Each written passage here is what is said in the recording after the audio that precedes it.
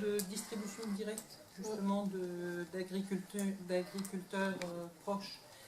Je pense qu'il y a aussi ça modifie beaucoup l'état d'esprit. Parce qu'au niveau du commerce, c'est peut-être pas encore très important. Mais par contre, moi je me rends compte que je me suis abonnée à ce système-là.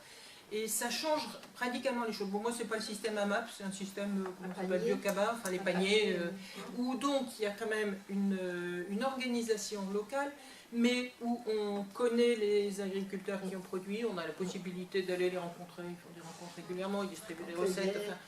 Et le fait d'être abonné donc, à des paniers comme ça permet de connaître de nouveaux légumes, ça permet de s'organiser. Il y a une chose, moi, qui me frappe aussi, ça permet de s'organiser sur...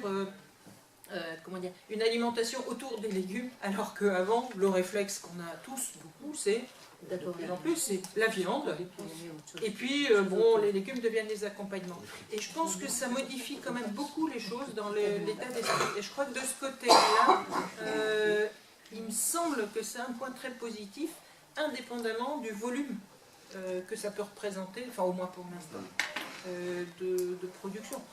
Donc c'est peut-être de l'utopie, mais je pense quand même que ça change pas mal de choses. Ok. Oui, alors moi je voulais vous poser la question, compte tenu de tous les désastres que tu annonces là par rapport à la vie quotidienne des paysans, etc., la réduction du nombre de paysans, les contraintes qu'ils doivent subir, etc., comment expliquer que les paysans n'évoluent pas dans leur façon de voir les choses, leur rapport par rapport à l'Europe, par exemple.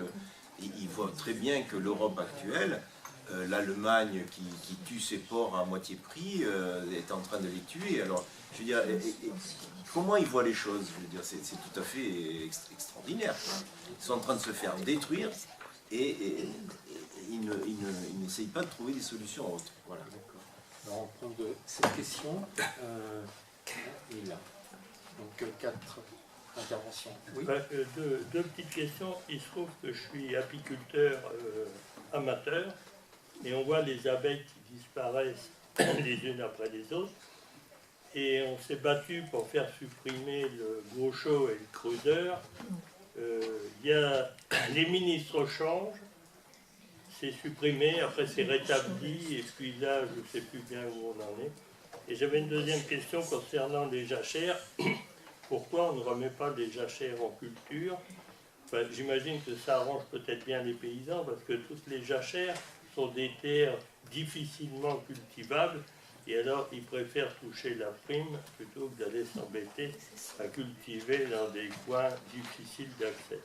Paysanne, hein, donc depuis plus de 10 ans, depuis 10 ans exactement, et donc je vous recommande la revue de la Confédération paysanne qui s'appelle Campagne solidaire, qui est intéressante pour tout le monde, y compris les consommateurs, et là vous verrez tout ce que à la Confédération paysanne, les recherches, tout ce qui est fait. D'un autre côté, je pense qu'on parle des AMAP, mais on pense aussi, il faut aussi que les parents d'élèves, dans les campagnes en particulier, fassent pression pour que les cantines scolaires soient approvisionnées par des produits locaux. Alors moi, c'est au sujet de la souveraineté alimentaire dont tu parlais tout à l'heure. Il me semble que si on veut recouvrer cette souveraineté, il faudrait probablement faire plus appel aux semences locales. Or, actuellement, les semences qui sont commercialisées sont extrêmement réduites.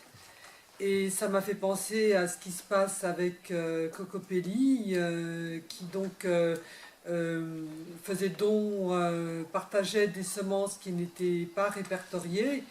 Et donc il y a eu un procès, je résume d'une façon très, très brutale, et ils n'ont pas gagné ce procès. Et donc il semble qu'il y a un problème par rapport à cette histoire de semences locales, de semences anciennes, qui n'arrivent pas à être autorisées à la diffusion, quoi. Et donc que va-t-il se passer dans ce cas-là, pour recouvrer la souveraineté alimentaire?